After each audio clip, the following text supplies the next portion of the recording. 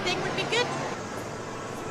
Those who wish to communicate and have better connection with other people works for them, and those that are very focused on their own ideas and then are exposed to others may cause conflict for them. I think that globalization is a positive thing for our economy, for our globe, for our people, because it gives us an opportunity to help support those that are less affluent than our countries. I think trying to make the planet work as one, everybody together, not, necessarily the rich or the poor or whatever, but all around harmony per se, in the big picture. All right. Hi. I guess I'm answering a question regarding globalization. I would say it's good and bad, because I think in some ways we've lost the local community because of globalization, and people are so in tune with their technology, their iPhones, their smartphones, etc., that they become just like this. And they don't see what's going on around them. They don't see the flowers that are growing. They don't see the bee that's wandering around. They don't see the mother with the baby. They don't say hello because they're like this.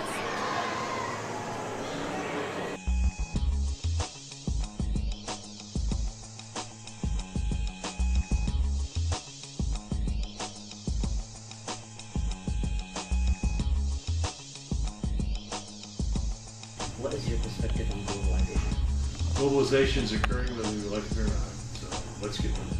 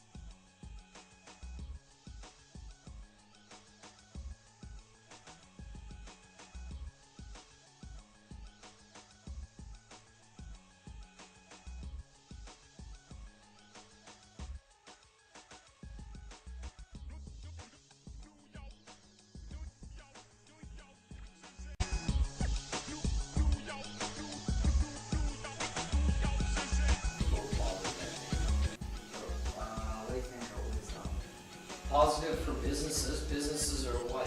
Private business and private enterprise is what keeps the economy going. It's what creates jobs. It's what pays for, when private business brings in all the money and people are working, you tax those businesses, we have healthcare, we have schools from that.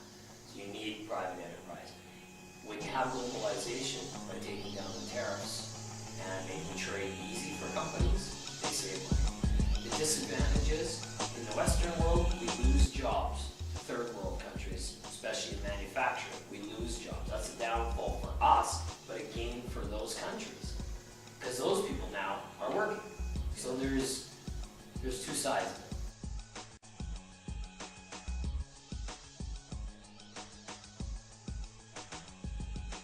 What is your perspective on child labor?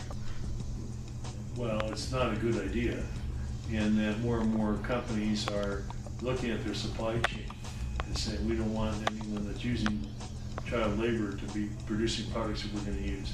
So the problems still exist, but in my opinion they're not as prevalent as they were before because of companies in North America saying we don't think that's a good idea.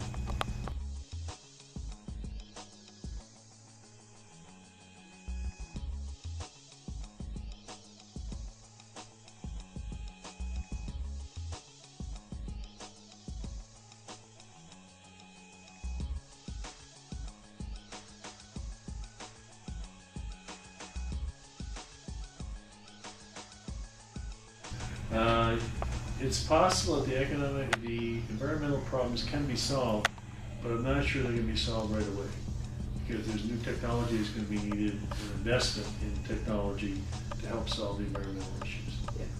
Okay then. What do you think about the economic growth in Alberta? That's very strong for Canada. The good part is that we have money coming from other places of the world that generate jobs in Alberta, but of course it's a little overstrong, but we're also creating jobs for other people in Canada. So there's a lot of people in Newfoundland and Nova Scotia that live in Alberta now. It's good for them. Knowing that the oil sands have an impact to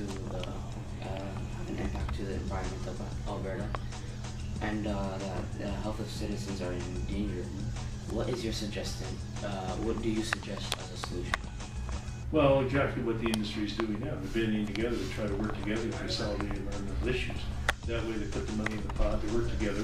And the key issues are tailings ponds, water, and also greenhouse gas emissions. So instead of each company trying to hold on to the technology themselves, they're now beginning to become more aware that it's a good idea to share. That's a good idea in my opinion. One last question. If the oil sands were to shut down due to the impacts of the environment, what do you think that Alberta will use to grow increase its economic growth? Oh, I think they would lobby to try to get the oil sands back. That's what they would do. All right. Well, thank you for today. That's all the questions we have. Okay. Thank you for.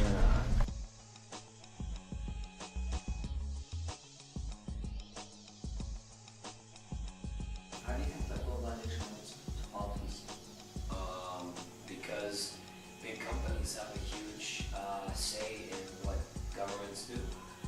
And they prop up, well, in the United States, for instance, using that as an example, is a candidate running for office in Washington has to get sponsors, and it's generally by companies and corporations with a vested interest. Do you know what a vested interest means? That they have an interest to get that candidate in there because that candidate will represent their ideas, and so they pay them and they fund a lot of money to make sure that those decisions in the capital are going to be favorable to that company. Okay, so how do you think that trade talks help governments economically and politically? It helps. Well, let's say I would spin it around the other way. I would say how does government help the companies? And by doing it, companies want to grow, right? In capitalism, it's all about a company showing growth. When a company is growing all the time, shareholders want to buy shares in the company, right? If the company doesn't show any growth, shareholders pull their money, start pulling their money out. So the companies have to issue profit growth every year. If they're not growing, they're vulnerable to takeover from other companies buying them up and losing shareholdership. So if you make the trade easier, they make more profit, right? Therefore, they bring in more investor money and keeps growing and growing and growing.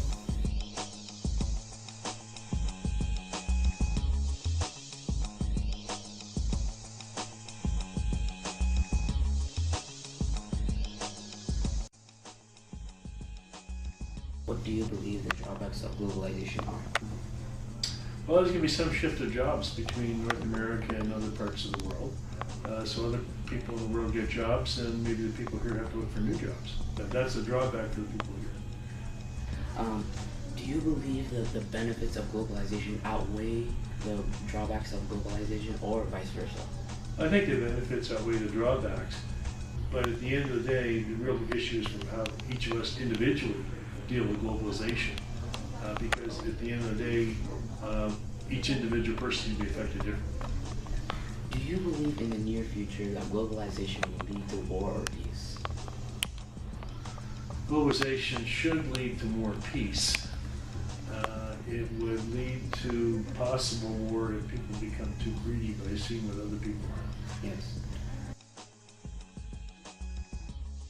Yeah, they got rid of the dictator who was hoarding all the money, and the country was bringing in. The people didn't benefit from the money coming in from their natural resources that they're selling. So one can argue, is that leader wasn't an elected leader, was he? He's a dictator. And one can argue that developing nations put these dictators in place. A lot of people believe that they put them in place to control the resources so that the European countries, the North American countries can go in there and get Not unlike Iraq under Saddam Hussein, same thing. And Libya under Gaddafi to a certain extent. Yeah. That's why people in the region now are screaming for democracy, because they want to elect somebody that's for the people, not for the vested interest of the northern, the countries outside. They want their wealth going to the individual, to the country. We want a healthcare system. We want education like we see in the northern countries and in the West.